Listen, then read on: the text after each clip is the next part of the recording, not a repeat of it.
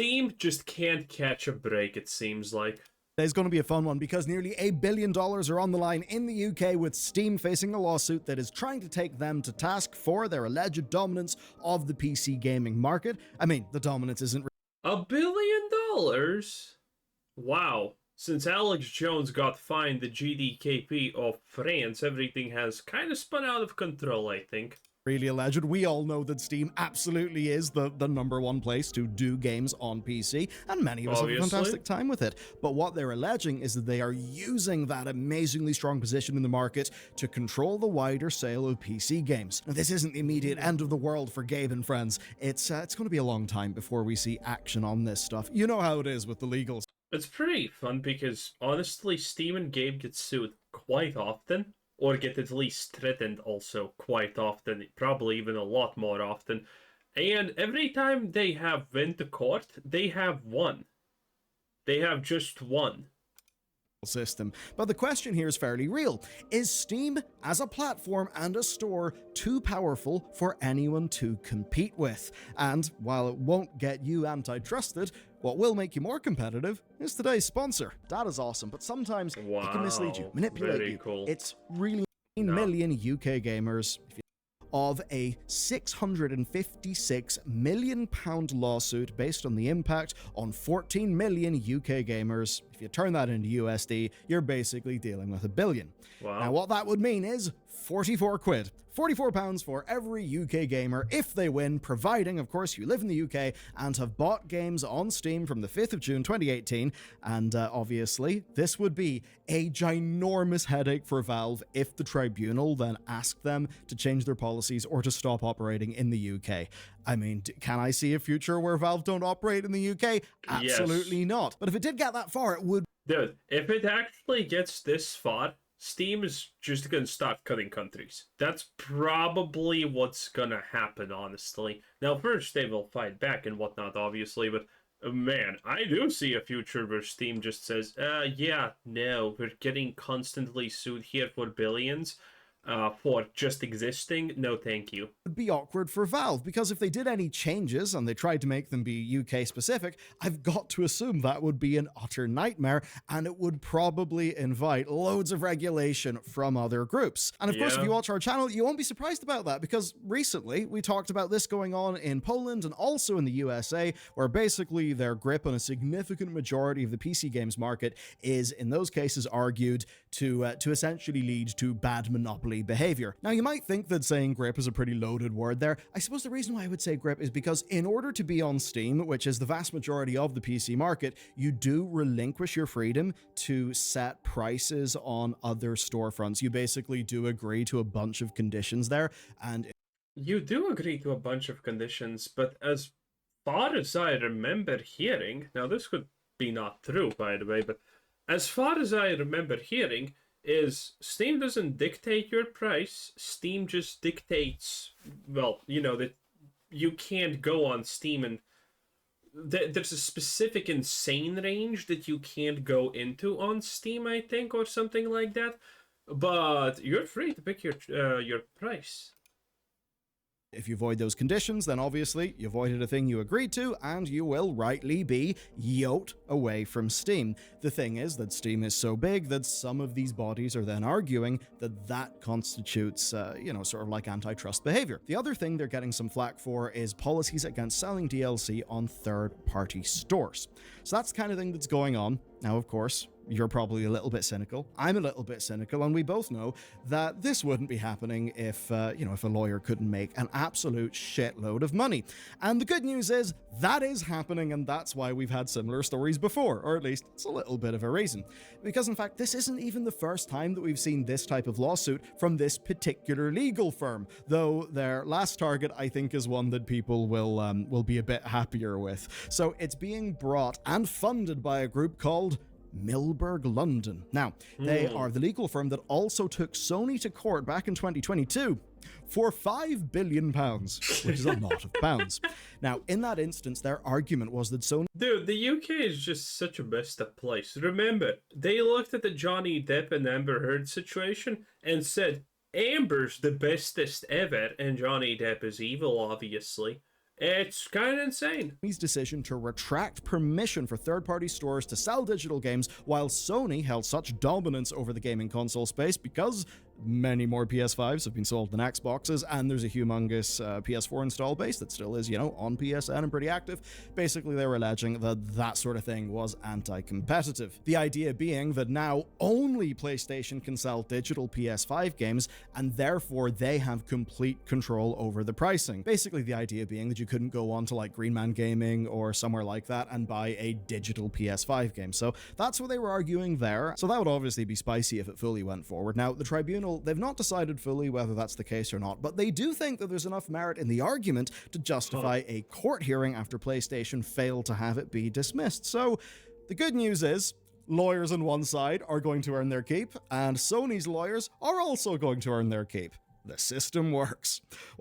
Dude, they all look like your typical lawyers. That's crazy. What about Steam then? How can Steam be anti-consumer, even though audiences absolutely love Steam? I mean, when you think about monopoly practices, it generally is sort of evil, bigwigs, and a case where the consumer absolutely feels like they're losing out because there is not enough competition in the market. So how is it then that we all love Steam so much that it honestly is such a fantastic product in so many ways, yet they...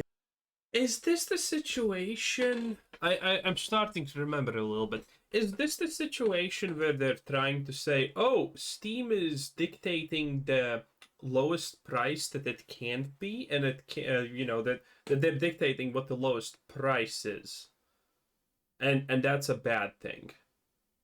I think that this could be that. They can potentially find themselves getting into trouble in this sort of way. What all comes down to is a very, very simple thing, right? The marketplace of consumers and then the individual feelings of those consumers. And that's why I think having really good PR is important, because if you've got good PR, you can absolutely get away with more before you properly get in trouble. And I suppose in the case of Steam, it primarily has just been more and more and more success because they do offer an excellent product to pretty much everybody involved. And by offering such a good product from the time that they started offering it, like way back with Half-Life 2, you can absolutely argue that they did a really amazing job in, well, helping against piracy, solving the service problem, right? By making PC gaming something that just feels far more accessible and easy to do for the average person. That's really good for PC as a platform, and it's actually a way where PC over time was able to compete a little bit more against the simplicity of consoles. And what has that success then led to? Well, it's led to the handheld market for PC also kind of exploding. Yes, Valve have obviously got a lot of power there, but they have also done a hell of a lot of work to create that market. So let's jump in. Why would any regulator want to step in here? Because to the majority of the audience, the customers, Valve are great and Steam is an amazing platform, so why would people take an issue with that? Well, back in 2013, Valve was estimated to hold about a 75% share of the PC market. And then with the Epic Games Store case, we found out that at least per Epic Games' own admission, Steam has about 85% of the market. And to be clear, that is the market by revenue. So that's absolutely dominant, and over time it has grown stronger and stronger and stronger. Of course, that's hardly a surprise to most of us. EA went to Steam. Microsoft are putting their things on Steam. At the end of the day, loads of groups tried to do their thing away from Steam where they wouldn't have to give 30% to Gabe, and most of those endeavors failed. So Steam is very likely to be continually the majority of the PC game space. I don't think any of us can see that changing in a very substantial... Yeah, I don't think anyone even is honestly trying to deny that, because blatantly visible, I would honestly say. I think Bethesda is actually a really good example of this. You know what they did? They had their own Bethesda launcher, and it completely bricked and failed, obviously. And they just went on Steam, because that's the platform that, gets the most clicks. But can Steam not make the argument that, well, the only reason they're doing it because they just want the sales, and the sales are bigger here because they can't provide a good enough service? I don't know how that works. This is like really tricky, I think. substantial way, say within the next decade. This is not a controversial thing, and there's the likes of GOG and Itch. I think those are both fantastic, but they are not even approaching a fraction of the numbers that Steam produces. And we all feel this in how we consume games. Take Kingdom Hearts. That may as well have not been on PC until it arrived in Steam, because yes, it had been on the Epic Store for ages. I mean, basically, the Epic Games Store is an absolute black hole. It is a total void of marketing. And, I mean, it's basically common knowledge that unless you're getting a bunch of money from them, or you've got a massive inbuilt audience, you'll just be sacrificing sales if you're exclusive on Epic. Yeah, when Epic started, they did that thing where, oh my god, look at this. This is 10% of whatever else platform it is. And they bought a lot of exclusives to be sold on Epic Games. And, well, obviously, why would you buy it on Epic Games, right? Absolutely. So what those numbers show is that basically PC gaming and Steam are almost the same thing. And that means that when one player's got such a significant stake in the market, well, that's literally the point of regulators. That is why regulators exist, because guess what? If you have absolutely humongous control in the market and people basically can't really compete against you, and you have a whole bunch of terms, say those pricing things, that make it harder for people to compete against you, well, that does actually lead to less competition. Yes, there is less competition in the PC game space. I mean, a lot of people would say, well, just look at Epic. Well, Epic basically kind of failed in many ways, and that was with them pumping absolutely ghastly amounts of money into the whole shindig. So this is a pretty legit case where a regulator would be interested. The thing is that the very dominant platform just happens to be one that provides a fantastic experience for users. And that's why people are not up in arms about this. Now, the thing with Valve is they do have a major thing in their favor that PlayStation actually doesn't, right? And again, that's relevant because this is same jurisdiction being done by the same law firm. So that is basically that Valve let developers sell keys on other stores. And there is no activation fee, right, to use that key on Steam. There's no key generation fee, right? So if you sell 100,000 games on Steam and you sell 10,000 off of Steam, well, Valve makes absolutely no money from the 10,000 that you sold off of Steam. I think from Valve's perspective... Does anyone not understand that? That's sell off not Valve's platform. Valve doesn't get a cut. That's an interesting take for sure. They just want people to be using Steam, generally speaking, which means there'll be a higher chance of them obviously buying more games on the platform. So even though it's generous, it does play to every company does this, yes. Valve's advantage, both because it does help to make their platform stronger, but also it would help them out against regulators. But it is also just a really good thing. Now, the way it works is you can get up to 5,000 keys by default at launch, and then you can basically request that Steam generates more keys. And basically, that's all pretty fair and good. Now, let's take a look at the publicly available terms for distributing Steam keys off-platform, and let's find where the complaint is. So, I'm going to read it. You should use Steam keys to sell your game on other stores in a similar way to how you sell your game in Steam. Underlined, right? So this is the important bit. It is important that you don't give Steam customers a worse deal than Steam key purchasers. It's okay to run a discount for Steam keys on different stores at different times as long as you plan to give a comparable offer to Steam customers within a reasonable amount of time. So that's the rule. Oh yeah, this is exactly it. This is what we talked about previously. Yeah, this is pretty much it. So, Steam obviously has a clause like this, because again, people would just, put their game on Steam, very exciting game, people love it, people are hyped, and on Steam it's like $200. But then you could go to their website and buy it for like 20. So, obviously most people would not pay Steam's 220. So this is a thing to protect Steam. And by the way, this exists in every industry. This is the thing that actually shocks me. This exists in literally every industry. For example, car sales. When you are an official dealer, you sell car parts, cars, and all of that stuff. But when you are working with someone, and keep in mind, in the real official world, you cannot sell for example, a car's parts without actually having a contract to sell them with your actual, owner of the real car parts. You can't do that. Otherwise, it's illegal. And all of these contracts very blindly state that at no point your service can sell our car parts cheaper than we are selling. They just have it, by the way, like that. It's pretty blatant. At no point you can sell them cheaper than us, and that's completely fine. And then this is the consequence. If you request an And again, this is not only cards, this is pretty much actual every physical good that you are selling and taking from an actual distributor, the official one, the one that owns the thing, and then you are selling. Because they always have the choice to not sell to a certain store or brand or whatever if they don't want to, because, well, they're the official one. Extreme number of keys and you are not offering Steam customers a comparable deal, or if your sole business is selling Steam keys and not offering value to Steam customers, your request may be denied and you may lose the privilege to request keys. So effectively there, Valve are telling developers that Steam must price match any listings for Steam keys on a different store. If you do not do that within a reasonable amount of time, in Valve's opinion, then they can refuse to issue you more keys. And that... Yeah, and this even gets more stupid and complicated because it's a Steam key.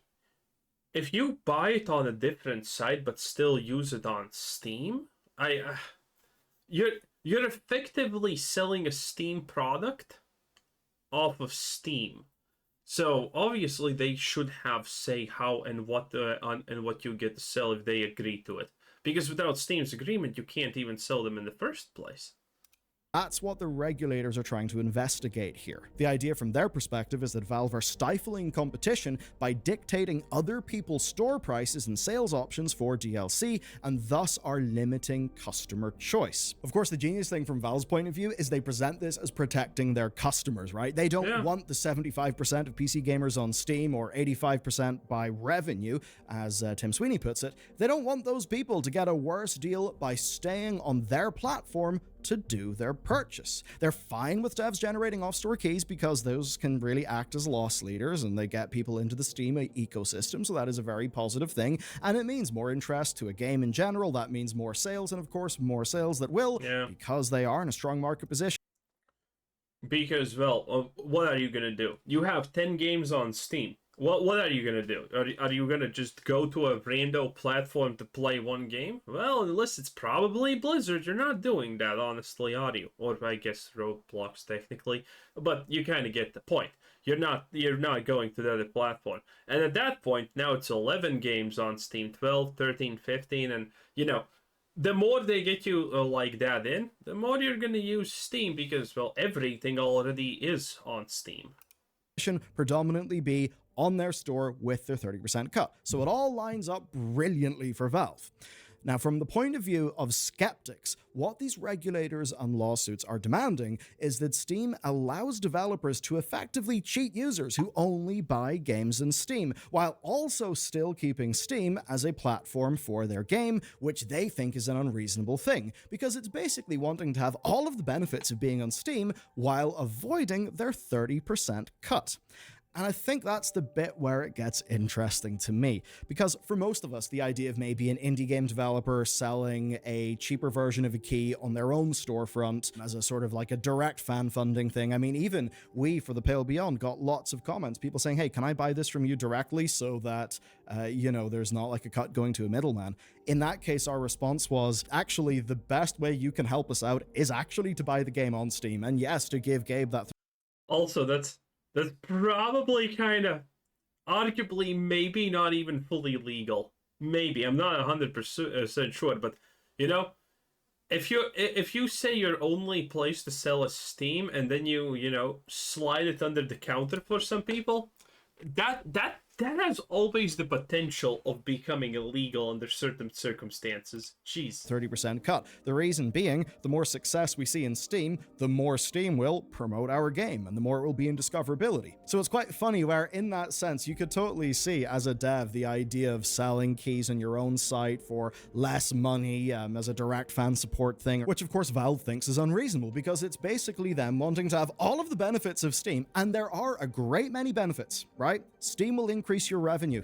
That's basically fact. If your game has, is giving Valve good signals, if people are writing reviews for your game, it will be shown off in more places. And whenever... Wait, can you play Assassin's Creed, for example, on Steam? Because I think you can't. Think you need an Ubisoft launcher or something like that, right? I'm not 100% sure, but for example, I think there's a chance that Ubisoft is doing everything without Steam, and they're technically fine. There is a sale on Steam, like, listen, again, with us doing Pale Beyond, like, I can go into the Steam backend and you just see Steam summer sale, and the line just goes from flat to right up to the top. That's the way that it works. That is a large value, so you can totally see how it would be a little bit unreasonable to just have all the benefits of Steam, but then at every opportunity try to circumvent them getting their side of the deal. But of course, that's thinking about it from maybe an indie dev perspective, maybe from a customer's perspective. I mean, imagine if a AAA company wanted to basically play the numbers fun here and, try to kind of cajole their way into getting a better deal. Funnily enough, Valve has actually aligned the incentives properly there, because you do actually drop down to, I believe, a 20% cut going to Gabe if you are above $50 million in revenue. So that is a really, really good incentive for those, those very large publishers to actually... Yeah, but this is not necessarily bad. Well, Bellier's actually not saying it's bad. He's just saying stuff as it is, as things are happening. Obviously Steam has a bunch of, ways to sweeten the deal for people to sell on Steam in the first place and whatnot. Not just the fact that it's going to be, the biggest place to sell your game and things like that. It's pretty insane, honestly. It's pretty insane. But anyway, I think that's honestly pretty much it. Anyway, that was Bellier. Pretty nice. I think Steam's going to make it, obviously. They're rich. And by the way, 1 billion for Steam is arguably not that much. Arguably not even that much. Who knows, though? Maybe I'm wrong. I don't know. Can you even see Steam potential profits or anything like that? Have no clue.